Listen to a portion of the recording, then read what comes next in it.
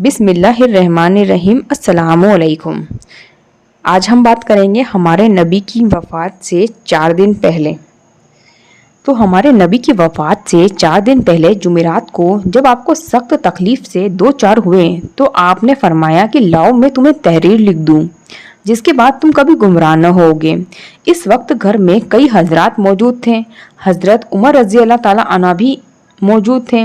इन्होंने कहा कि आप पर सख्त तकलीफ का गलबा है और आपने कहा कि तुम्हारे पास कुरान है, बस अल्लाह की ये किताब तुम्हारे लिए काफ़ी है। इस पर घर के अंदर मौजूद लोगों में इख्तलाफ पड़ गया। कोई कह रहा था कि लाओ रसूल अल्लाह तहरीर लिख दें और कोई कह रहा था कि हज़रत उमर रज़ी अल्लाह ताला अन्हु ने जो कहा है कि आप पर सख्त तकलीफ का गलबा है। तो इस तरह लोगों ने जब शोर किया और इख्तलाफ किया तो रसूल अल्लाह ने फरमाया कि मेरे पास से उड़ जाओ। उसी दिन आपने 3 बातों की वसीयत फरमाई। एक इस बात की वसीयत फरमाई कि यहूद नसारा और मुशरिकीन को जजीरा उल अरब से निकाल देना। दूसरी इस बात की वसीयत की कि वफूद की इस तरह नवाजिश करना जिस तरह आप किया करते थे। अलबत्ता तीसरी बात को रावी भूल गया, यानी कि जो लिखने वाला था रावी वो भूल गया। गालिबन तीसरी बात ये होगी कि किताबे सुन्नत को मजबूती से पकड़े रहने की बात होगी। लश्कर इमामा को रवाना करने की वसीयत थी या फिर वसीयत इस बात की थी कि नमाज कायम करना और तुम्हारे ज़हरे दस्त यानी गुलामों का ख्याल रखना।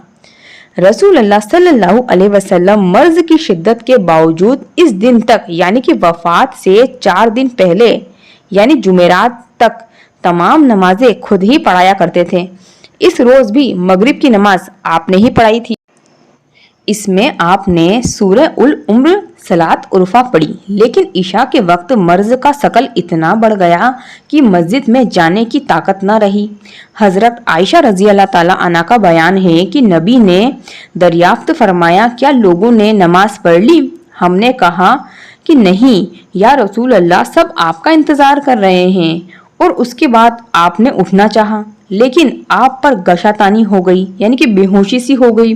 फिर इफाका हुआ तो आपने दरियाफ्त किया, क्या लोगों ने नमाज पढ़ ली? हमने कहा कि नहीं या रसूल अल्लाह, सब आपका इंतजार कर रहे हैं। इसके बाद फिर उठने की कोशिश की, फिर बेहोशी सी आ गई। बिल आखिर आपने हजरत अबू बकर सिद्दीक रजी अल्लाह ताला अन्हु को कहला भेजा कि वो लोगों को नमाज पढ़ाएं। चुनांचे हजरत अबू बकर सिद्दीक ने इन अय्यामों में नमाज पढ़ाई। नबी सल्लल्लाहु अलैहि वसल्लम की हयात मुबारका में हज़रत अबू बकर सिद्दीक की पढ़ाई हुई नमाजों की तादाद 17 है। हज़रत आयशा रज़ी अल्लाह ताला अन्हा ने रसूल अल्लाह से 3 या 4 बार फरमाया कि इमामत का काम किसी और को सौंप दें।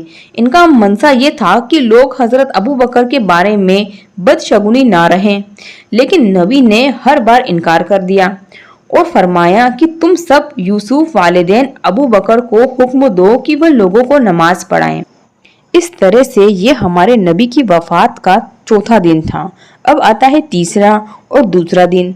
तो तफसील ये है कि हफ्ता या इतवार को नबी सल्लल्लाहु अलैहि वसल्लम ने अपनी तबीयत में तकलीफ़ महसूस की। चुनांचे 2 आदमियों के दरमियान चलकर जोहर की नमाज के लिए तशरीफ़ लाए। इस वक्त अबू बकर सिद्दीक रजी अल्लाह ताला अन्हु सहाबा कराम को नमाज पढ़ा रहे थे। वो आपको देखकर पीछे हटने लगे।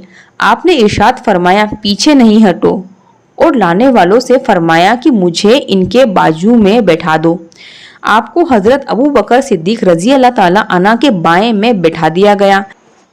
इसके बाद में हज़रत अबू बकर सिद्दीक रज़ी अल्लाह ताला अन्हु रसूल अल्लाह सल्लल्लाहु अलैहि वसल्लम की नमाज की इब्तिदा कर रहे थे और सहाबा कराम को तकबीर सुना रहे थे। अब हम बात करते हैं कि वफ़ात से 1 दिन पहले बरोज़ इतवार नबी सल्लल्लाहु अलैहि वसल्लम ने अपने तमाम गुलामों को आज़ाद फरमा दिया। पास में 7 दिनार थे, इन्हें सदका कर दिया। आपने हथियार मुसलमानों को हेबा फरमा दिए। रात में चिराग जलाने के लिए हजरत आयशा रजी अल्लाह ताला अन्हा ने तेल के पैसे न थे तो तेल पड़ोसन से उधार लिया। आपकी रिजा एक यहूदी के पास 3 सा 87 केली औज़ा रखी हुई थी। तो ये था نبی صلی اللہ علیہ وسلم کی وفات کے ایک دن پہلے کا دن۔ اگلی ویڈیو میں ہم بات کریں گے نبی صلی اللہ علیہ وسلم کی وفات۔ تو ملتے ہیں اگلی ویڈیو کے ساتھ۔ اللہ حافظ۔